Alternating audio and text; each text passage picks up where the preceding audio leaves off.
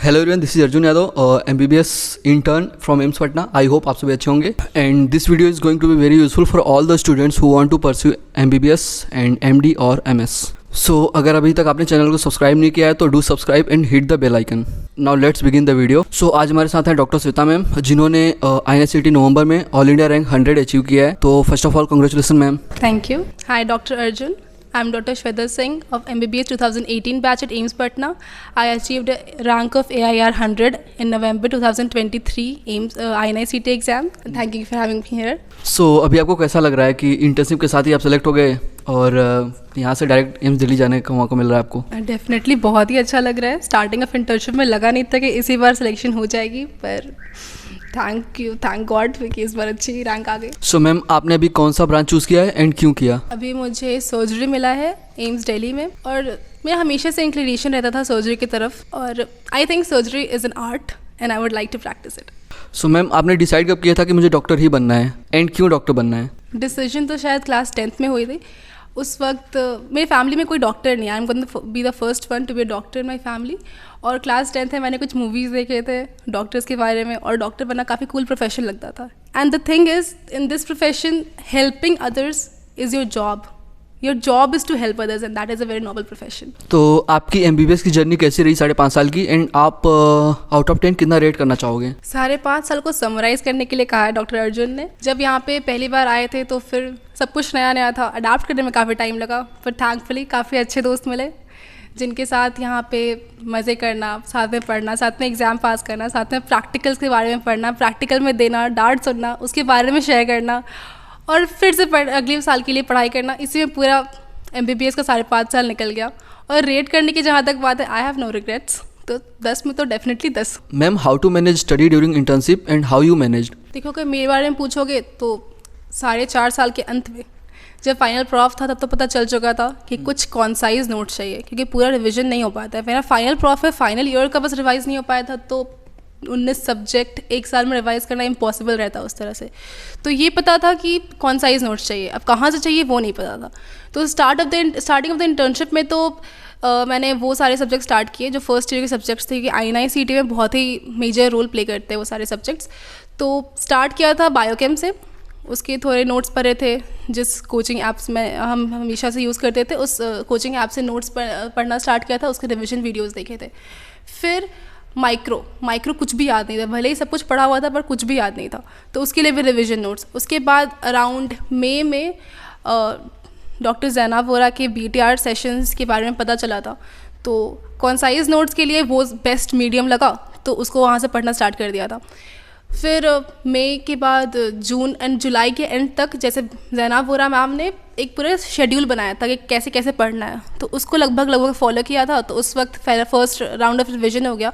उसके बाद फिर शेड्यूल फॉलो नहीं हो पाया, क्योंकि मेरे खुद पोस्टिंग में थोड़े वैसे हेक्टिक से पोस्टिंग आ गए थे, तो उसके बाद अपने अनुसार धीरे धीरे पढ़ा था। उसके बाद लास्ट में जैनाब वोरा मैम ने लास्ट 3 डेज़ में मेगा BTR का सेशंस रखा था, तो 3 डेज़ उन्होंने सारे के सारे सब्जेक्ट कंप्लीट करा दिए। उससे सेंस ऑफ कंप्लीशन आया, तो वो तो बैठ के ढंग से देखा है सारा वीडियो, और उसके बाद फिर एग्ज़ाम दिया है। और जहाँ तक पढ़ने की बात करें तो पहले 4.5 साल में ढंग से पढ़ा था मैंने, मतलब सारे के सारे जिस प्रॉफ में जो सब्जेक्ट्स है वो उन सब्जेक्ट को ढंग से पढ़ा है। फर्स्ट ईयर में सारे के सारे मेजर बुक्स पढ़े हैं, जो स्टैंडर्ड बुक्स है उन सबको पढ़ा है।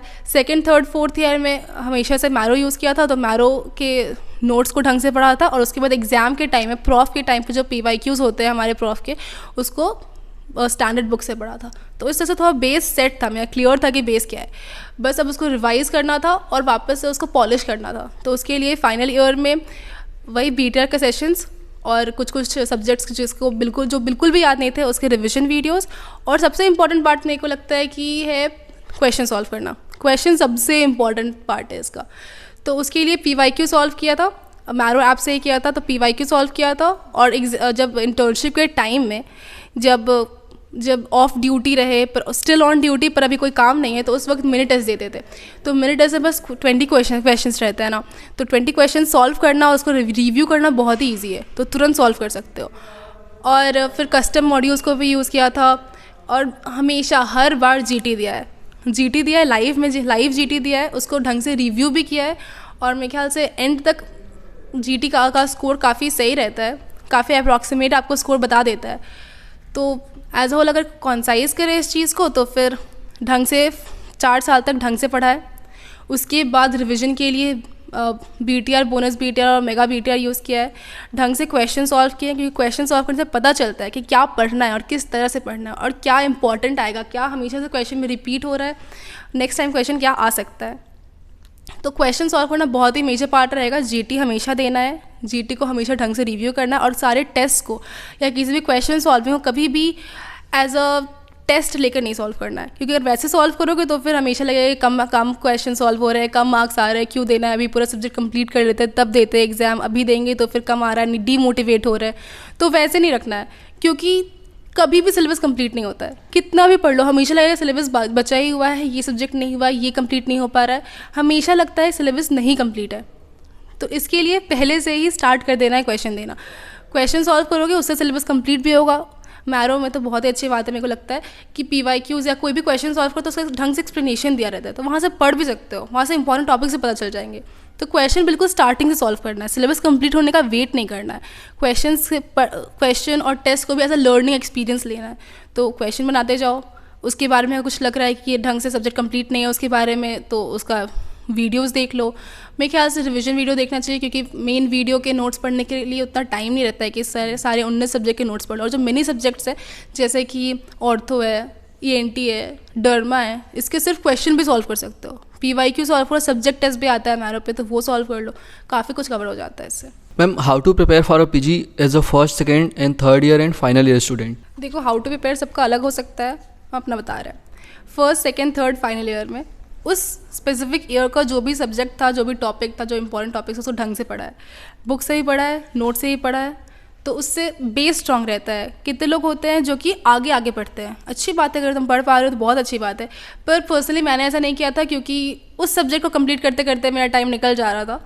तो उस सारे जो प्रॉफ्स हैं, उन सारे प्रॉफ के टाइम पे उन सब्जेक्ट को ढंग से पढ़ा जो उस प्रॉफ में आ रहे हैं, उसके बाद फिर सब कुछ रिव्यू करने के लिए या फिर वापस से रैप अप करने के लिए इंटर्नशिप का टाइम है, काफ़ी रहता है। Ma'am, what are your future plans? Future plans तो अभी है कि जो सब्जेक्ट चूज़ किया है उसमें अच्छा करना है, आगे अच्छे से पढ़ाई करते रहनी है, पर साथ में लाइफ में एंजॉय करते रहना है। Thank you ma'am and best wishes for your futures.